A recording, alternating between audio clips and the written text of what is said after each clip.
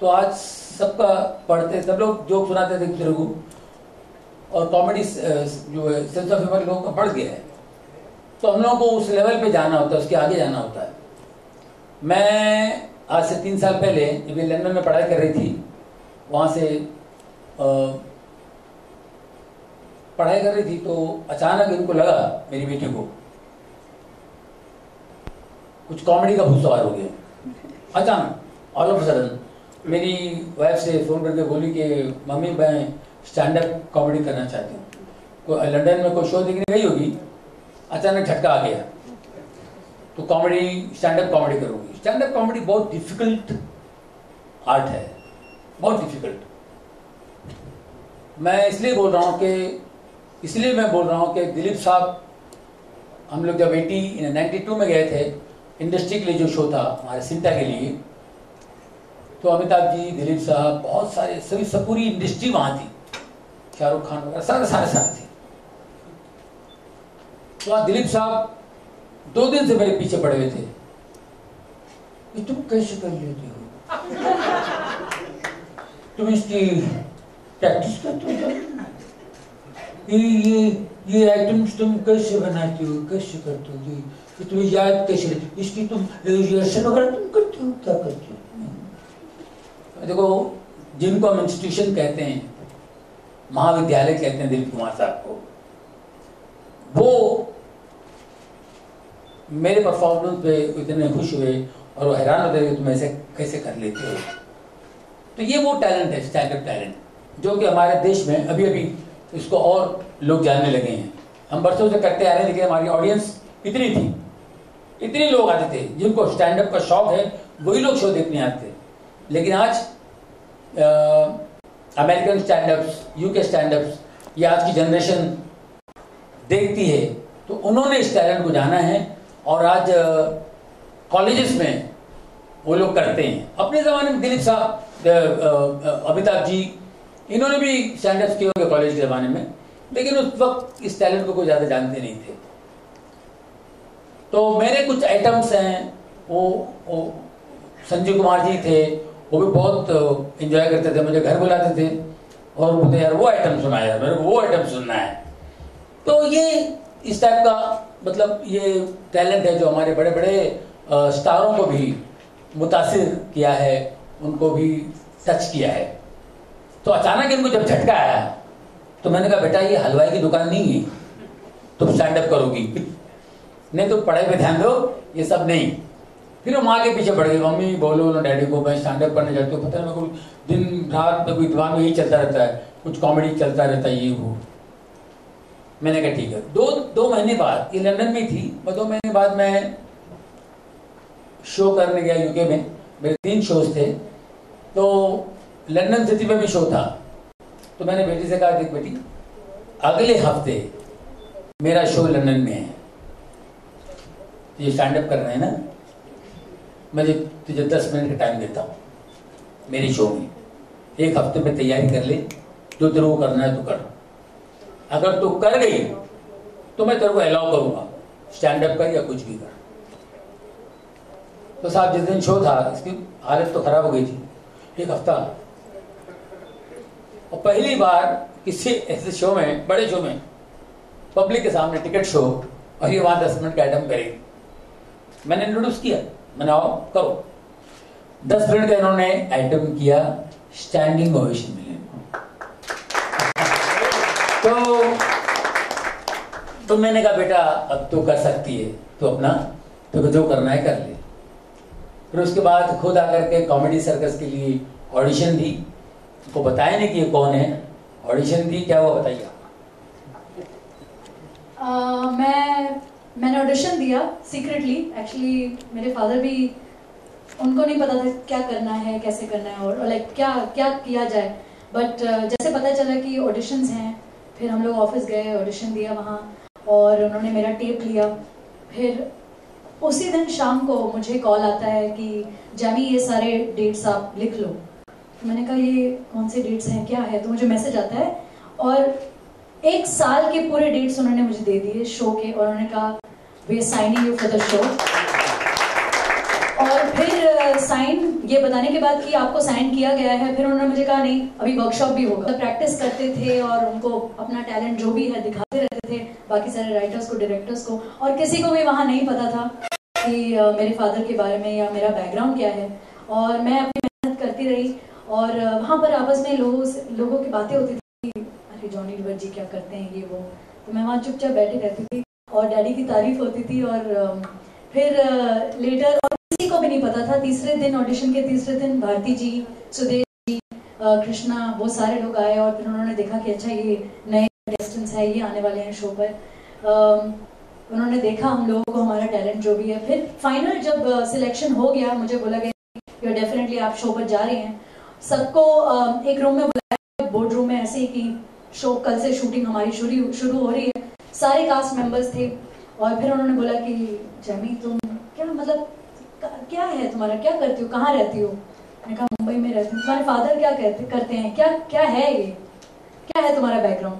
मैंने कहा मेरे फादर ने मिस्टर जॉनी लीवर। सब एकदम दंग रह गए और सुदेश जी और कृष्णा और भारती जी एकदम दंग रह गए। और फिर उन्होंने बहुत ज़्यादा प्यार दिया और बहुत ऐसे फैमिली जैसा मुझे एटमॉस्फेयर दिया। But they were shocked and they were also very happy that I was on the show. बहुत अच्छा एक्सपीरियंस रहा। जी हाँ, वेल होना ही है जामी, बचपन से लेके आज तक हमें कॉमेडी घोट घोट के पिलाई है। जो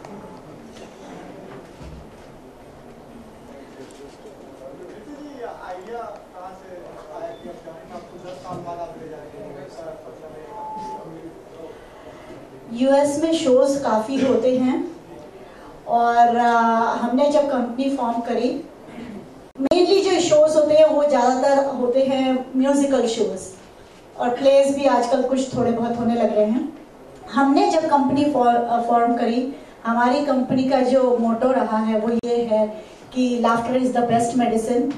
मेरा हेल्थ इंडस्ट्री से बैकग्राउंड है, तो मैं हमेशा चाहती हूँ सब लोग बहुत हेल्दी रहें और खुश रहें लाइफ में। तो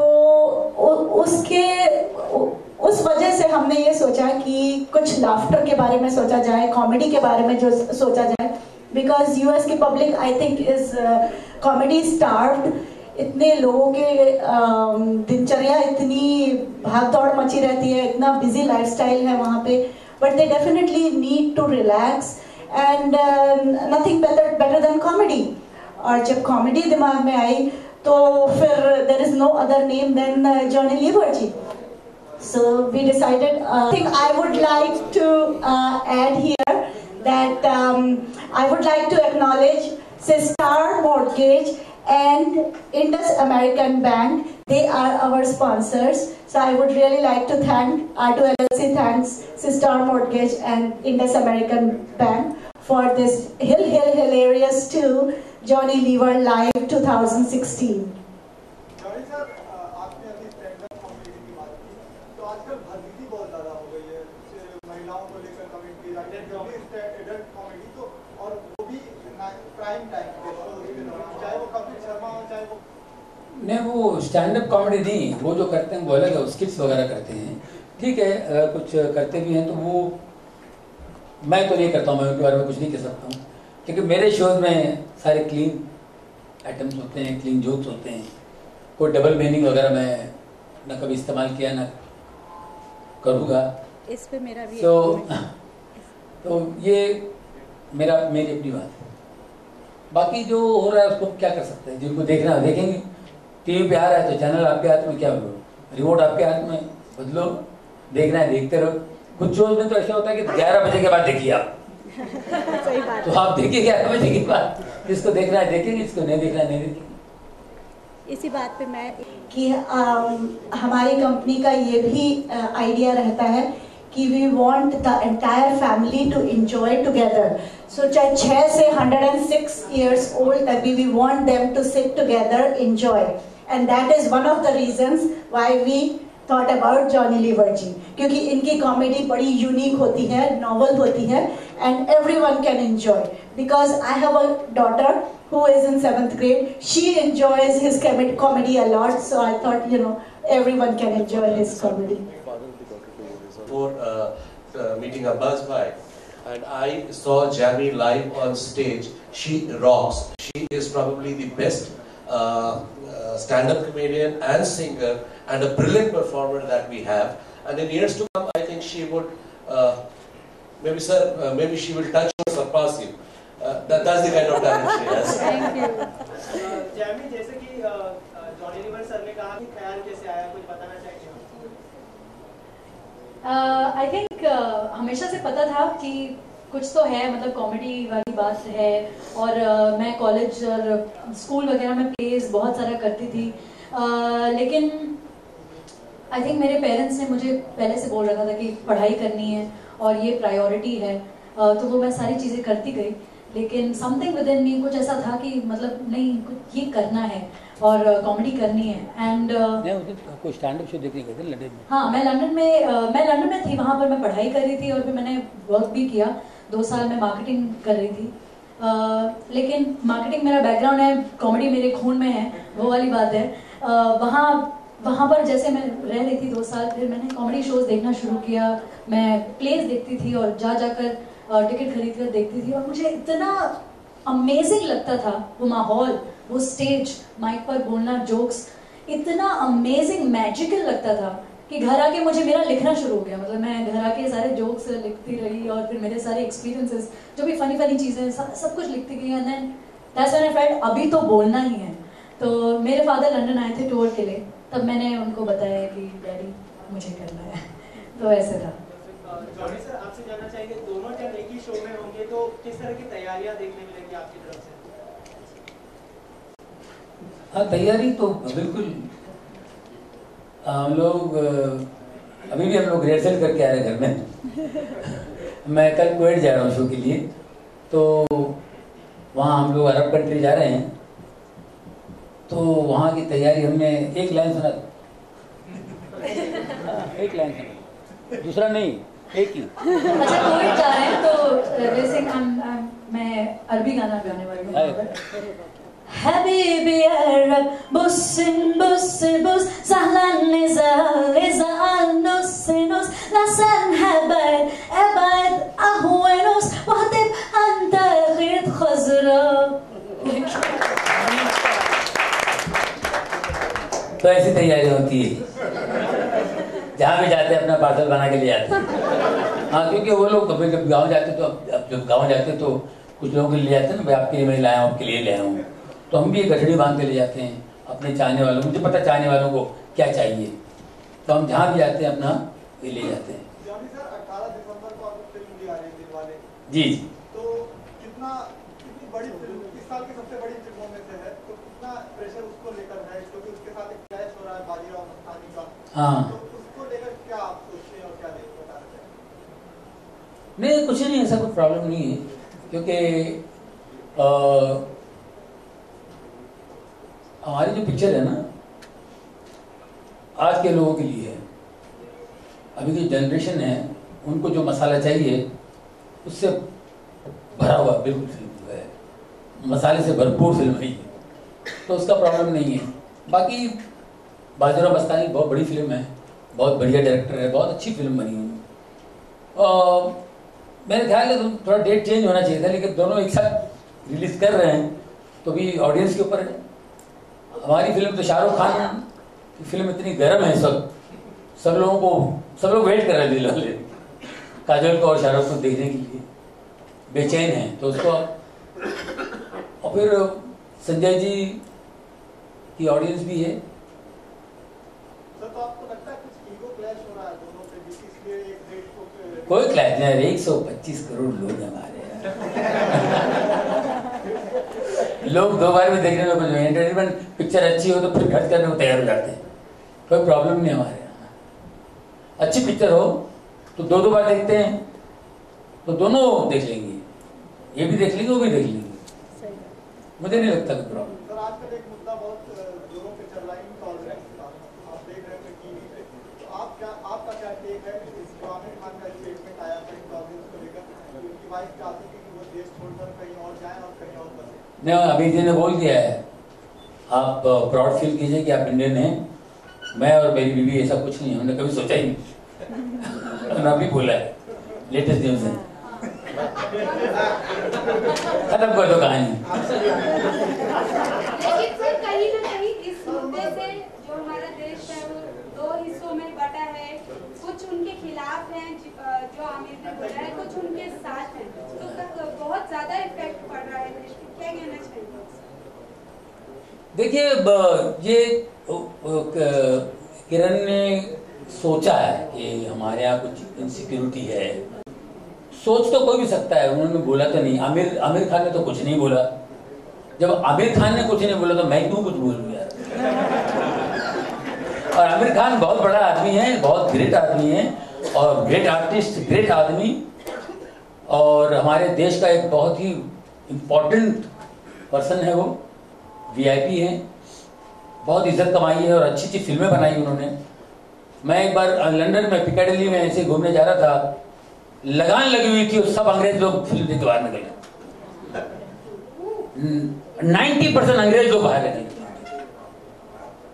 तो इतना बड़ा आदमी है, वो आदमी के बारे में कोई सोचना नहीं चाहिए। मुझे तो नहीं लगता है वो इतना बेहतरीन हिंदुस्तानी है, वो अपने देश को फख्र करता है। वो आदमी ने कुछ नहीं कहा, उस चीज को क्यों खामखा हम लोग उस पर डिस्कस नहीं करना चाहिए। छोड़ दे सारी दुनिया किसी के लिए, ये मुनासिब नहीं आदमी के लिए। जैसे आपके साथ नाम के साथ लीवर जुड़ा हुआ है और 125 करोड़ लोग जानते हैं आपको लीवर का नाम, क्या कभी हिंदुस्तान लीवर की तरफ से कोई रिस्पॉन्स आता है आपके बच्चों के साथ भी लीवर काम जुड़ रहा है तो क्या रिस्पॉन्स आएगा? वो साबुन भेजते हैं, फेयर एंड लवली भेजते हैं, लगा ले बेटा थोड़ा फेयर हो जाएगा, और पैसे भी आधा ले लेते, ज्यादा नहीं। कोई कुछ नहीं है, खैर लीवर ऐसे ही लगा हुआ है, कंपनी का कोई मतलब नहीं है। मैं तो नौकरी करता था वहां पे, 6 साल नौकरी की वहां पे, और छोड़ दी। मेरे पिताजी 30 साल काम किए वहां, तो उन्हीं की सर्विस पे मैं लगा हुआ था। मैं वहां मजदूरी करता था और सबकी नकलें करता था, काम पे जाता नहीं था, बहुत एब्सेंट करता था, तो काम से निकल गया। तो वहां ऐसे मैं नकल कर रहा था किसी फंक्शन में हमारी कंपनी के अंदर, फैक्ट्री के अंदर। तो मैंने हमारे जो फेमस वर्क अपने ऑफिसर्स थे, जैसे personal officer, security officer, shift manager और हमारे जो मेन मैनेजर, जिनको सब जानते थे, मैं उनकी नकल की। मैंने कहा मैं नकल करूंगा, आप लोग बताइए, नाम बताइए कौन है। मैं नाम नहीं बताऊंगा, नकल करूंगा तो आप समझ जाइएगा। तो जिन की मैं नकल करूं तो वो सामने से बोले ये फलाना है, ये फलाना है, नाम लेकर। तो एक हमारे सुरेश भोसले करके थे, वो यूनियन लीडर थे, वो स्टेज पे आ गया, माइक लिए, बोले तो आज लिव्हरची, संपूर्ण लिव्हरची करून टाकलीस, आजपासून तुझं नाव लिव्हर, जॉनी लिव्हर। तो तब से मेरा नाम जॉनी लिव्हर हो गया। फिर नौकरी छोड़ दी, लिव्हर ऐसे ही रहा। कोई वहां से कुछ मुझे वो मिलता नहीं है, बात क्या होगा। आप कभी दावा ठोकने की सोच रहे हैं कि आप फ्री ऑफ कॉस्ट काम करूंगा? नहीं कोई नहीं।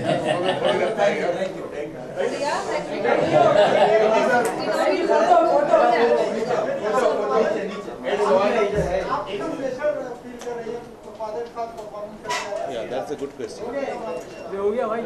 See, actually for any किसी भी स्टार किड के लिए बहुत ही डिफिकल्ट होता है, लेकिन आई थिंक अच्छी बात यह है कि मेरे फादर खुद इतने स्ट्रिक्ट हैं और उनका जो परफेक्शन का लेवल है वो इतना हाई है कि मेरे घर में ही काफी ज्यादा तैयारी हो जाती है। इससे पहले कि बाहर वाले कोई बोले कि ये काम ज्यादा है, he will only tell me कि पूरी तैयारी करो। जैसे उन्होंने बताया कि आज भी हम तैयारी कर कर आ रहे हैं, प्रैक्टिस कर कर आ रहे हैं, तो रोज प्रैक्टिस होता है या फिर मुझे बोला जाता है कि इस पे काम करो, उस पे काम करो, तो हमारी तैयारी बहुत है। सो प्रेशर डेफिनेटली बहुत ज्यादा है, बिकॉज इतना मेरे नाम से लीवर ही जुड़ जाना है, बहुत रिस्पॉन्सिबिलिटी वाली बात है। इनफैक्ट मुझे तो लीवर लगाना भी नहीं था, मैंने जैमी जे से शुरुआत की, लेकिन लोग मुझे जैमी लीवर बुलाने लगे, तो मेरे लिए बहुत बड़ी रिस्पॉन्सिबिलिटी है। लेकिन I think we are working really hard on it, I have worked really hard on it, और रिजल्ट मिल रहा है बिकॉज लोगों का प्यार मिल रहा है।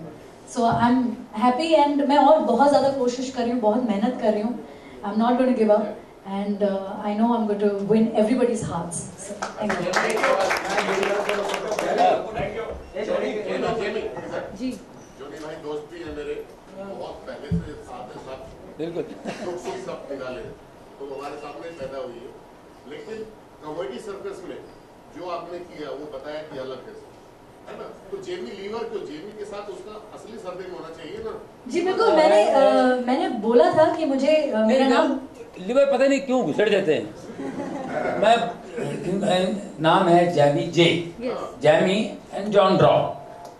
समझे? मेरे पासपोर्ट पे मेरा ही नाम है, रियल नेम है।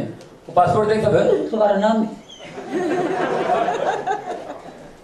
तो जॉन का जॉनी हो गया, जॉनी बुलाते थे, और लीवर वहां से लग गया, मेरा हो।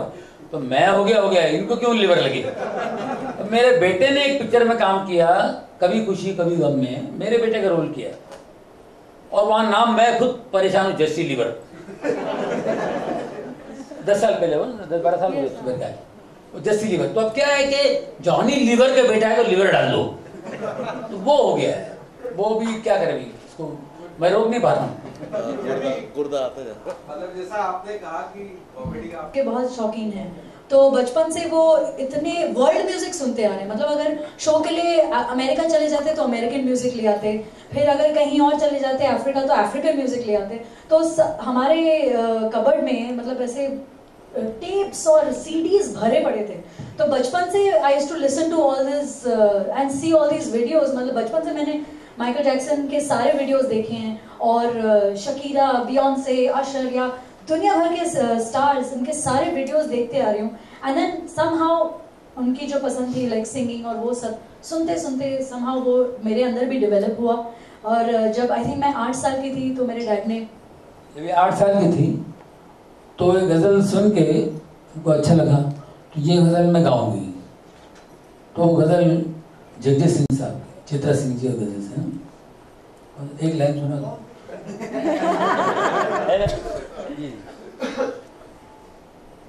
किस रंजिश को हवा दो कि मैं जिंदा हूँ अभी, मुझको एहसास दिला दो कि मैं जिंदा हूँ अभी, किस रंजिश को। तुम्हारे बुरे खान साहब थे, वो भी नहीं रहे हैं, पास हुए। तो उनको मैंने रिक्वेस्ट की, वो आके उनको सिखाते थे। मैंने कहा बेटा तुम सीखो, म्यूजिक सीखो। फिर म्यूजिक से फिर पढ़ाई की वजह से फिर गैप हो गया। फिर लंदन चली गई, फिर यहाँ भी पढ़ाई में टाइम नहीं मिलता था, लेकिन अभी भी सीखती है। तो म्यूजिक का हमको बहुत शौक है पहले से। मेरी वाइफ को भी अच्छा लगता सुनना, मुझे भी अच्छा लगता है, मेरे बाप को भी अच्छा लगता था। मेरे बाप हमेशा मेरी माँ को देख कर गाते थे। क्या गाते थे यार? 100 साल पहले मुझे तुमसे प्यार था, आज भी है, कल भी रहेगा। हाँ, मेरे को देख के बोलते, देख तेरे इंसान की हालत क्या होगी, कितना बदल गया इंसान। तो म्यूजिक से बहुत प्यार है। और मेरे स्टैंड अप कॉमेडी में म्यूजिकल आइटम बहुत ज्यादा होता है। मैं म्यूजिक पे आइटम बनाता हूँ। तो अभी भी एक आइटम बनाया स्पेशल यूएस के लिए।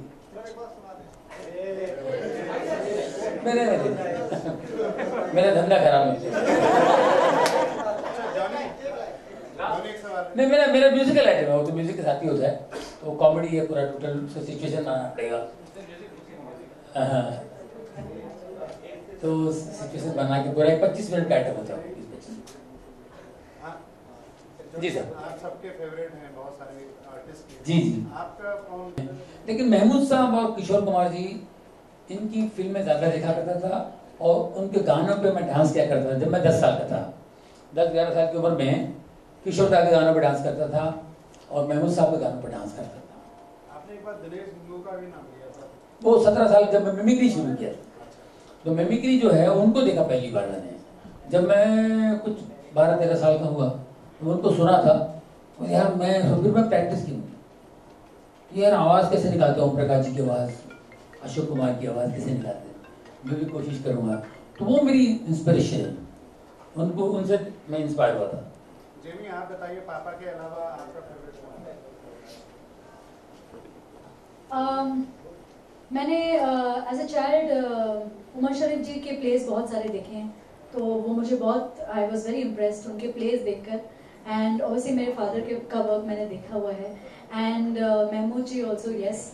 और बाकी के जो अब्रॉड के कमेडियंस हैं, मैंने उनका काम भी बहुत देखा है, जैसे माइकल मैकिंटायर हैं, ली एवंस, ये सारे, उनका स्टाइल भी बहुत सिमिलर है with my father style, and bill Cosby.